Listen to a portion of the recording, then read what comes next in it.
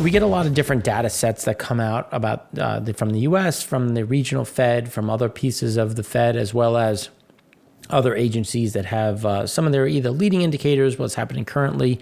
And we want to look at all of them and try to put together and paint a picture of, where are things headed. I think this is an important chart because it's looking at the market pricing for the rate increase at the June meeting. And you can see here that essentially there's a guarantee of a 50 basis point hike, but there's actually now an increasing one of 75 basis points. Now, that would be something. I'm not sure what that would be, but it's unlikely we get that at this point. I think the market would be in an absolute panic, though. I think they're trying to temper things where it's like, yeah, expect 75, and then they come in with 50 and be like, oh, well, and again, trying to paint a picture and create a certain amount of comfort around what is happening in general.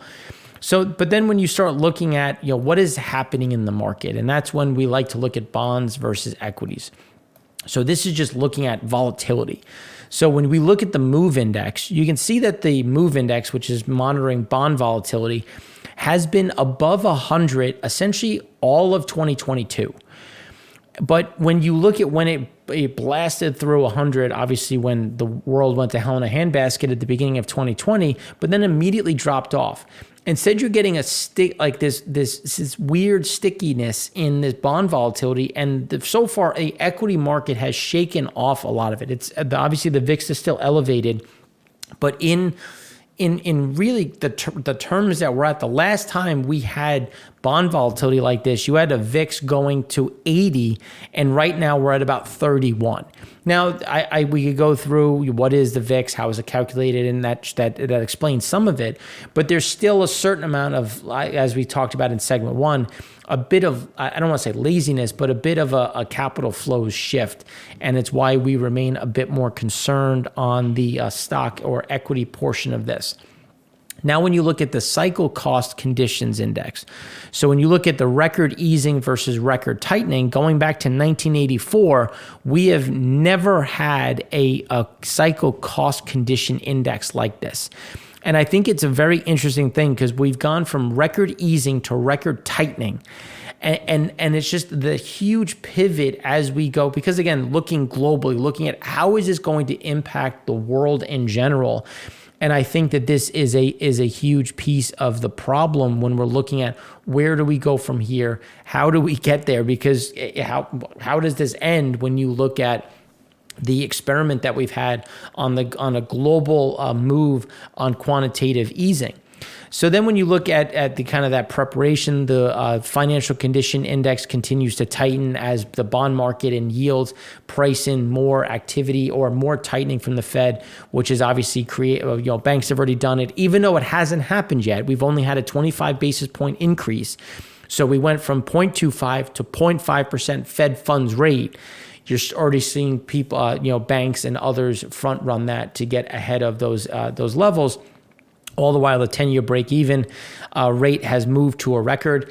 Now, as we showed in the chart last week, the difference is, okay, this is using TIPS, which is the Treasury inflation-protected security, versus the yield minus CPI.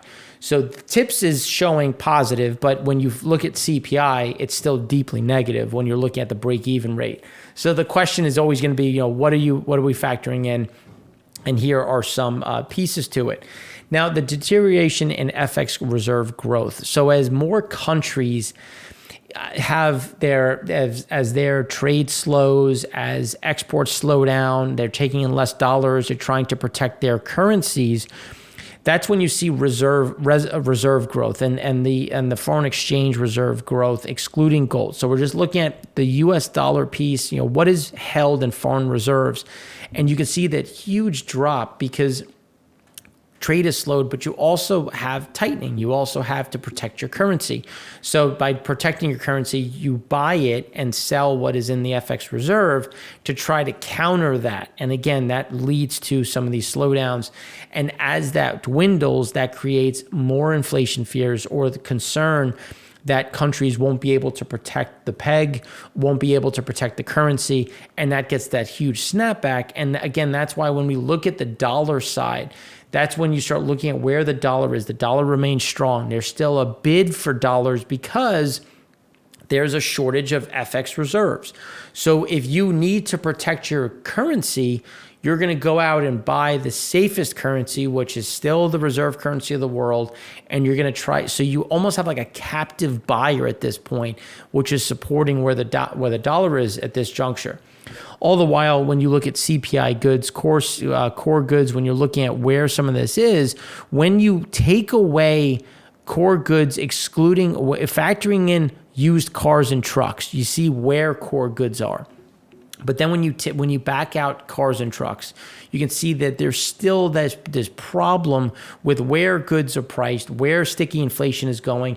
And this is not even including what has happened so far with owner's equivalent rent, which we talked about last week, and we will talk about again, where when you look at OER at about owner equivalent rent and CPI at about just over 4%.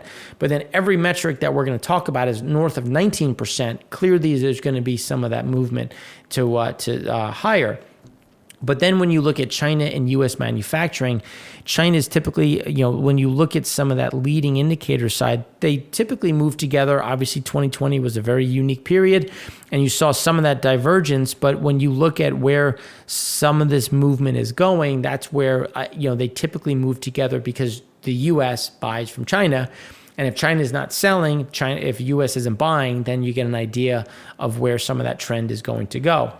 But in the meantime, when you look at U.S. manufacturing PMI, it came in at 59.7, which was above estimates. But then when you look at U.S. services PMI, it was below estimates at 54.7. And because we are weighted much closer towards the services side, the composite missed estimates coming in at 55.1.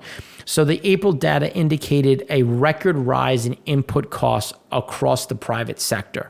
And those are some of the key pieces because input costs, so companies take their input cost, they look at what their input costs are, they look at wages, and then they figure out what their selling price is going to be. And they have to factor in, we don't want to raise it too fast or too much at the same time because then people will get sticker shock and not buy. So there's some, art within the science. But they're all indicative of where is this going and how much pressure is going to continue to try to get passed through to the consumer. Many businesses continue to report a tailwind of pent-up demand from the pandemic, but companies are also facing mounting challenges from rising inflation and the cost of living squeeze, as well as persistent supply chain delays and labor constraints. These headwinds, plus an increased concern over the economic outlook and tightening monetary policy, meant business confidence and outlook slipped sharply lower. But if a company doesn't have confidence in the future, they slow down investments, they slow down hiring, they slow down to conserve cash. And that's, I think, the biggest component of what is going to happen going forward. So then when we start digging in, here you can see U.S. manufacturing PMI was expected at 58, came in at 59.7. New export orders on manufacturing went up. That is a positive. That is a strong leading indicator for where things are. But there's also some backlog in that. So that's a good number that we want to see. Does it continue or do we have a snapback? But when you look at output prices, so output prices went to a record, highest ever. And that's going to become the piece of, well, what is the next cycle? Are countries going to buy, given the fact that output prices just went up? How much of that can be taken in? While U.S. services were expected to be 58, came in at 54.7. And then when you break that down, now remember, these are tailwinds for that number. Input prices for services went to a record of 79.8, and then prices charged, which, input prices of prices they charged consumers or B2B also went to a record high of 73.3. And there's still a disconnect between input prices and prices charged, which is why we remain concerned about where prices are going and where inflation will be in the near term. But U.S. inventories have been running hot relative to final goods sales, representing a possible harbinger of less production going forward and lower GDP growth. Again, some of those leading indicators, inventories are picking back up, retail sales are slowing, so it just means that there's a bit of that slowdown. And now we come to where does the money sit? So the U.S. contribution to household wealth, equities, mutual funds was 13.6 trillion. Real estate was 6.9 trillion. And retirement accounts 3.8, liquid savings 4.8. So when you look at liquid savings and all of those key pieces, I mean, as I think 2 weeks ago we had the chart where 83% of equities and whatnot are owned by the top 10%. Then you have the next level, and you're looking at the level of savings, and the problem is 80 to 90% of consumers in the U.S. do not have their essentially have whittled through their savings and are now reliant on borrowing. So when you look at the total savings number, a lot of that is massively skewed because of the amount of savings sitting due to all of these key pieces of real estate and equities, mutual funds that are sitting at the top end of the wealth pile, if you will. And the support system. So millions increasingly borrowed from friends and family to meet expenses. Are you going to borrow if you have so much money in savings? And the answer is no. 25.6 million people, more than 10% of all adults, relied on loans from those close to them to meet spending needs, according to the Census Bureau latest Household Pulse survey, which covered the period from March 30th to April 11th. That figure was up from 19.1 million a year earlier when the question was first asked. So you're getting an idea of that mounting pressure that we're seeing on the different levels due to where things are. But there's still room for extending the amount of credit out there. So when you look at delinquencies, so consumer credit leading indicators are fairly healthy. 60-day delinquency rates on autos has gone up. That is going to become a little bit of a problem because that's a leading indicator, because typically people will stop paying their car loans first, which I always found interesting. But credit cards, again, a lot of people pay down credit cards. So you have a certain amount of credit that can come back up, which is why the last 2 months we've seen a record new amount of credit put on credit cards, but it's still keeping us below where we started off the COVID with. And then mortgages, as there was the moratorium, as that comes out, mortgages, again, a lot of people refinance that could. So that also brought down mortgage expenses, which that will be in a fairly good spot, mortgage side. So the credit card auto one is going to be the key one to watch. All the while, when you look at households are experiencing a lot more sticker shock, mortgage payments. Again, this is mortgage payments going forward, up $4.4 thousand per year as of April 1st, or 33%. Median monthly rent up $3,000 in Q4, or 14%. Average gasoline prices up 47%. Used cars, food at home, 22%, food away from home. Again, all of these things are leading to why that savings is draining very quickly for many people. And then U.S. trade goods deficit widened to a record in March, $125.3 billion versus $105 billion estimate. And again, imports were up 11.5%, exports were up 7.2%. But again, we import inflation. So as those prices continue to rise abroad, PPI in Spain, Germany, Japan, South Korea, China, India, all of that, again, imported, which is going to keep this an underlying struggle. So now when we start looking at the equity market doesn't care right now, but the combination of slumping leading indicators, high wage cost increases, relatively high 2022-23 earnings forecasts, and rising interest rates are starting to look like a bit of a sloppy move forward. And that's when you start looking at what the Philly Fed said and what we've seen so far with where the S&P 500 is. U.S. corporate 10-year bonds, where forward leading indicators on, again, all of this just shows where equities are continuing to be in the stratosphere, while a lot of the real underlying data is continuing to weaken and get worse, as we've been talking about for some time, essentially since the top that we saw in 2022, the beginning of 2022. So sales are continuing to hold up fairly well, and this is also a system of, well, how much are we trying to pass through? How much is, how much of it is starting to slow down? But when you look at net income, profits are shrinking because costs are going up, but there's only so much that they can pass through at one given time. So as costs continue to go up, it's hard to keep pace with those prices, which again is leading to some of that issue on the margin front, which we think gets worse.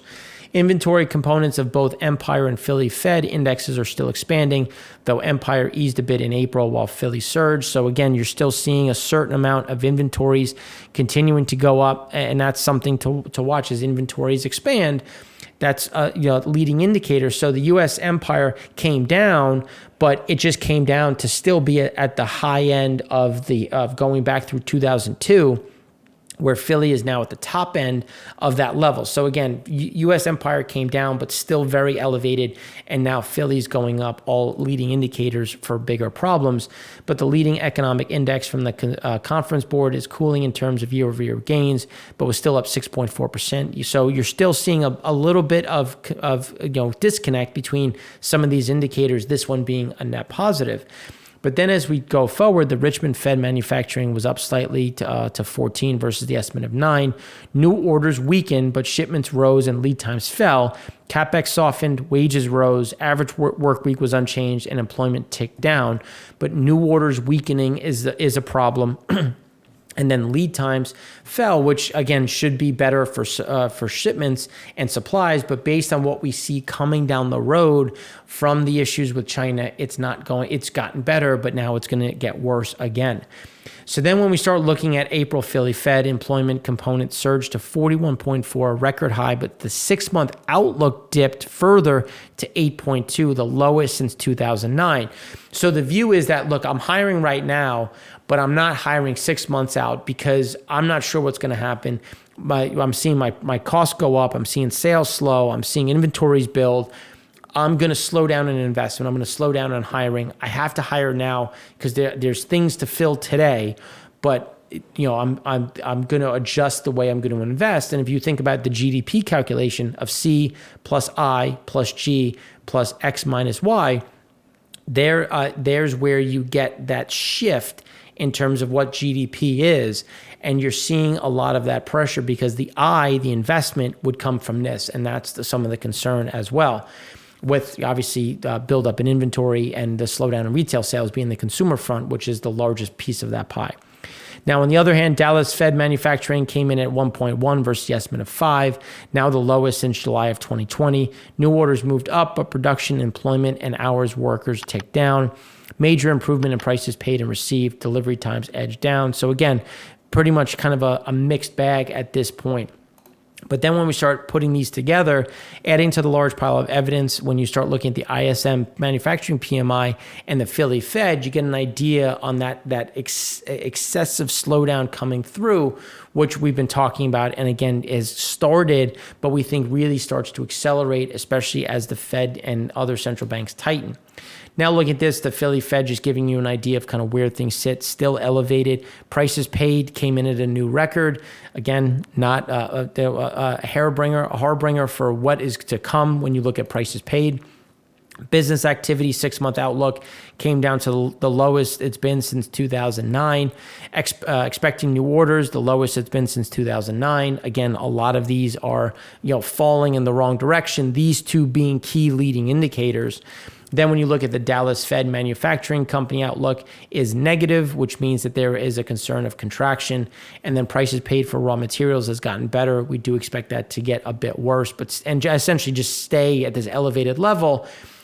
Some of the move higher, we didn't expect this big surge, but we did get it. We expected to kind of stay at this elevated piece, but it just shows how there is more pressure to come on the inflation front. And then when you start looking at expecting new orders and current new orders, you get an idea on how they're fairly tied into what should happen in their market and in their world. And that's why we do have that concern, especially as we look out over the next 6 months based on a lot of this data. So that's what we have for you here. In the next segment, we're going to go a bit deeper into real estate, housing, and what do we see happening through the rest of the year on the real estate front.